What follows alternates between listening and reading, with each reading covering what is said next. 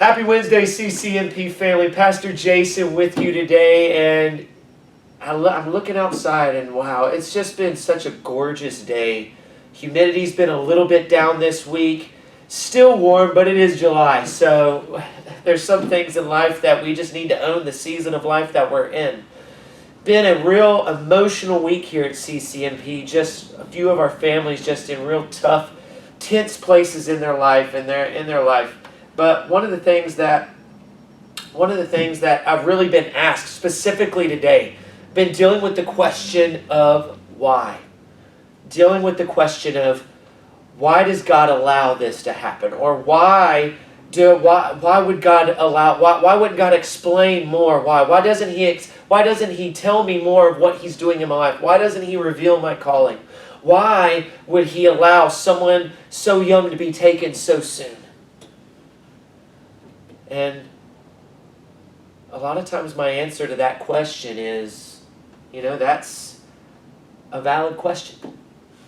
That's a valid question. That's a valid wrestle. And that's one thing maybe I need to clear out of the air real quick. And that is, it's okay to get mad at God. It's okay to get frustrated with God. It's okay to argue with God. It's okay to wrestle, is probably a nicer word, with God. We see Jacob, who was renamed, before he was renamed Israel, wrestling with God. We see Moses really frustrated, coming to God in anger, and frustrated with the Israelites, and coming to God and angry and explaining why this, why that. We see David in the Psalms, so many of his Psalms, I don't have a number right off in front of me, but so many of his Psalms start off with, I'm pouring out my complaint to you, Father, or you should smite the enemies that are in front of me.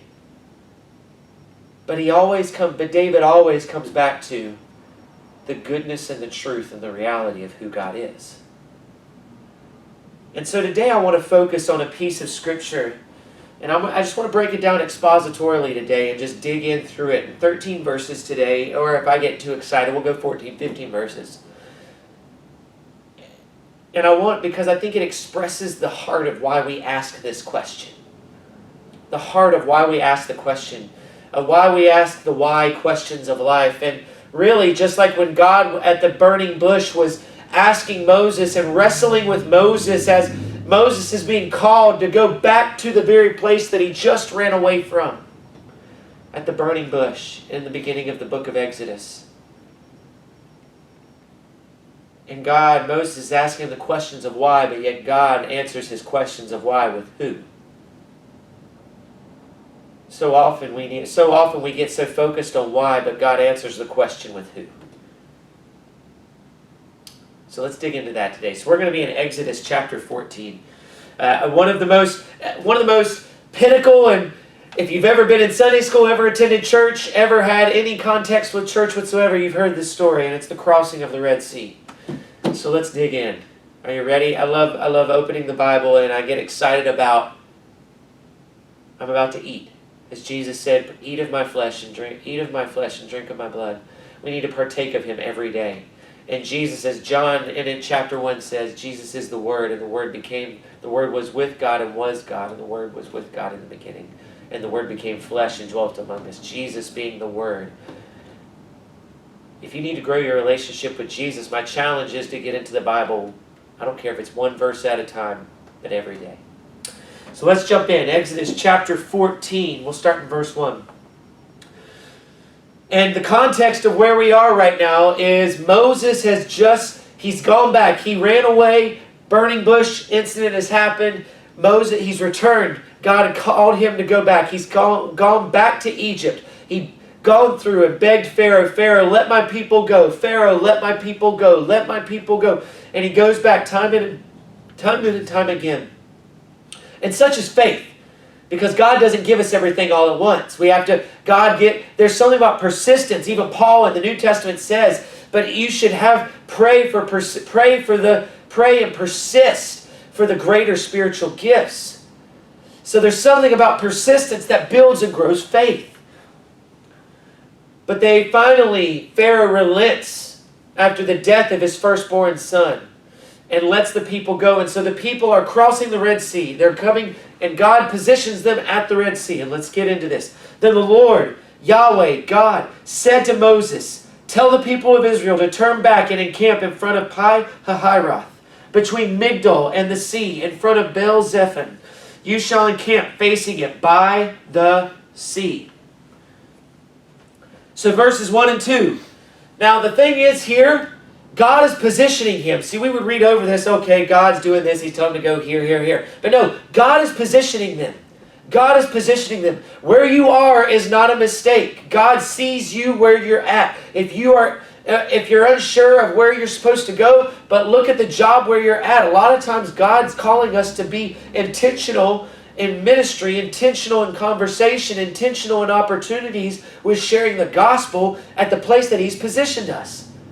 Who do you deal with and talk to on a daily basis? There's no mistaking in God's positioning.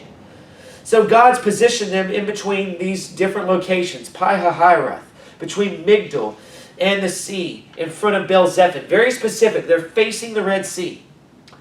Verse 3, for Pharaoh will say of the people of Israel, they are wandering in the land, the wilderness has shut them in, and I will harden Pharaoh's heart, and he will pursue them. And I will get glory over Pharaoh and all his host, and the Egyptians shall know that I am the Lord. And I love this. You know why I love it? Because God's already telling Moses, this is why I'm doing it. This is why I'm doing it. This is why I'm doing what I'm doing, because I want to let them know who I am. I want to use this miracle. I want to use what is about to happen. I want to use this positioning as a way to manifest who I am and tell the Egyptians who don't believe in me, who don't believe in who I am and don't submit to me or respect the name of Yahweh. As in the people that maybe you work with or deal with on a daily basis, they don't respect God. They don't listen to Jesus. But God's positioned you to do that. God's positioned you for this specific purpose in this specific time. I'm going to harden Pharaoh's heart. The Egyptians, now why are the Egyptians pursuing them? The Egyptians are pursuing them on the surface to destroy them. And from one perspective, it looks like God has put them in a no-win situation. They're surrounded by mountains on all sides, cliffs on all sides, and an ocean in front of them, the Red Sea in front of them. It's a no-win situation. It's actually a situation that you would say, yep, they're about to be slaughtered by the Egyptian army, arguably the greatest military might in the world at that time. But God tells Moses, I'm doing this, why? I will get glory over Pharaoh and all his host. And the Egyptians what? Shall know that I am the Lord. Shall know that I am God. Let me tell you this. In your distress, God will try to show and prove to not just you, but others that he is God. In the hard situations, in the challenging situations, you may not even know why you're going through them. But if you know who, see, the Egyptians need to know who before they can answer the question of why. The Egyptians needed to understand that they needed to understand, one, who is Yahweh, who is the Lord, who is God. The people at your work, maybe they ask the question of why, but they need to know who. You maybe are going through a season of loss or health or struggle. You ask why, and God says, because I want to do something through that. And listen to what they did at the back half of verse 4. I like this. It's one 4-word sentence. And they did so. Moses did it. He positioned them there and they did it. He did it. If God asks you to do something, do you do it? When the king of Egypt, verse 5, when the king of Egypt was told that the people had fled, the mind of Pharaoh and his servants was changed toward the people. And they said, What is this that we have done, that we have let Israel go from serving us? So Pharaoh made ready his chariot and took his army with him.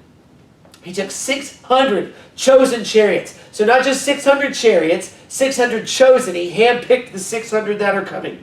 And all the other chariots of Egypt with officers over all of them. And the Lord hardened the heart of Pharaoh, king of Egypt, and he pursued the people of Israel while the people of Israel were going out defiantly. The Egyptians pursued them, all Pharaoh's horses and chariots and his horsemen and his army, and overtook them encamped at the sea by Pi-hahiroth in front of Baal-zephon.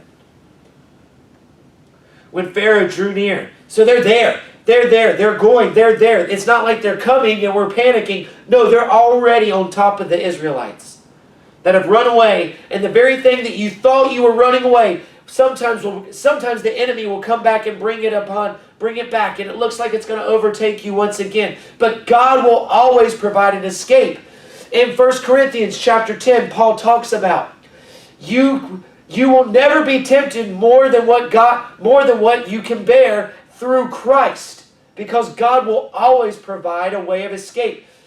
When something comes up, temptation, I don't care what it is, may it be from lust, pornography, addiction, substance abuse, struggling in your marital relationship, struggling with, I can't see my wife or I can't see my husband in a new light, and I need to, and I know I want to.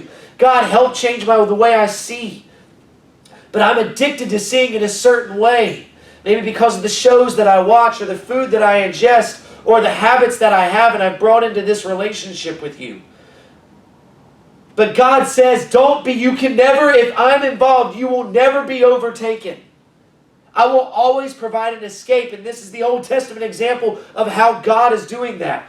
Verse 10, because when Pharaoh drew near, the people of Israel lifted up their eyes, behold, the Egyptians were marching after them, and they feared greatly. And the people of Israel cried out to God. They said to Moses, is it because, this is their question of why, why is this happening to us right now? Is it because there are no graves in Egypt that you have taken us away to die in the wilderness?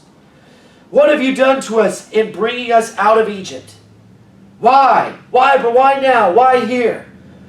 Is not this what we said to you in Egypt? Leave us alone that we may serve the Egyptians. There's sometimes when you struggle so greatly that you glorify the past, when you were jacked up and addicted to things in the past, but yet sometimes that we allow the enemy to speak into our lives and we begin glorifying a past that was broken and without God. For it would have been better, listen to him here. For it would have been better for us to serve the Egyptians than to die in the wilderness. And see, how often do we run away from the very calling of God, and God takes us through the wilderness before we get to the calling? I'm going to tell you this, the time of your greatest resistance always comes right before your greatest breakthrough with God. The time of your greatest resistance always comes before your greatest breakthrough with God. Verse 13, and Moses said to the people, fear not, stand firm and see the salvation of the Lord, which he will work for you today. For the Egyptians whom you see today, you shall never see again. The Lord will fight for you, and you have only to be silent.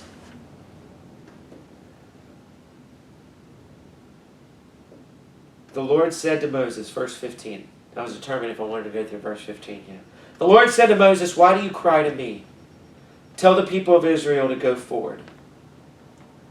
My question is, family, are you willing to take the next step?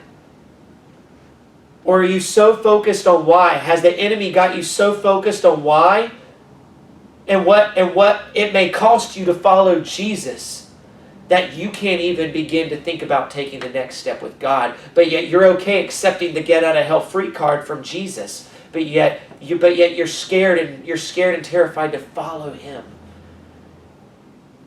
And I want you to hear me when I say this. The only way you can experience freedom, joy, peace, and right standing with God is to follow Jesus. And no matter where he takes you and calls you.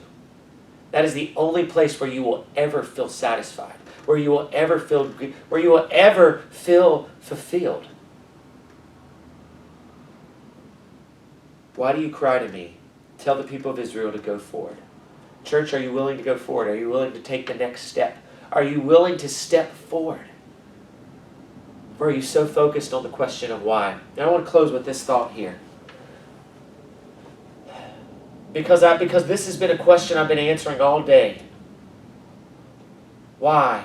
Why did this young girl pass? Why did she die so young? I don't have an answer to that question. I don't know why. I don't know why God does some of the things that He allows. Why does God allow certain things to happen? Did God desire for this young lady to pass away? No. That's not what He desired. He desired for life, but yet sin, in the beginning, God didn't even create death. A consequence of sin is what? Death. God's desire for this young woman who passed recently is life. But He allows death. And I don't know why. But I do know that He is good. And I do know who He is. And only from a reality of who. And a lot of times it's the question of, why do I not see clearly? I can't see this clearly. We ask the question of why because we can't see clearly. And I think the reason, and I truly believe that the reason God does not allow us to see clearly a lot of the times is because we would become more comfortable with the knowledge that we would have than the relationship that we would have with God. We were destined to have a relationship. We're saved by faith in a relationship with Christ, not from any knowledge that we could have. So God, in a sense, is protecting us by not answering the question of why, but by giving us by pointing us to who. Trust me. Take the next step. Move forward, and I'll make a way through the oceans that you don't see a way through. Love y'all. I don't know where you're at today. What is your next step? What is your next step? And we want to help you do just that. I'm going to encourage you to check out communitychurchmountpleasant.com/next steps. We want to help you do just that. That is why we're here. We're not here to raise money. We do that. We're not here to raise money. We're not here to just get together one day a week on Sunday. We're not here to establish a church building. We are here to help you take your next step in your relationship with Jesus. So will you let us help you so that God can do what He wants to do through you? Thank you for joining us today. Can't wait to catch up with you this Sunday. Join us live 9:30, 11 o'clock at the meal. See you there.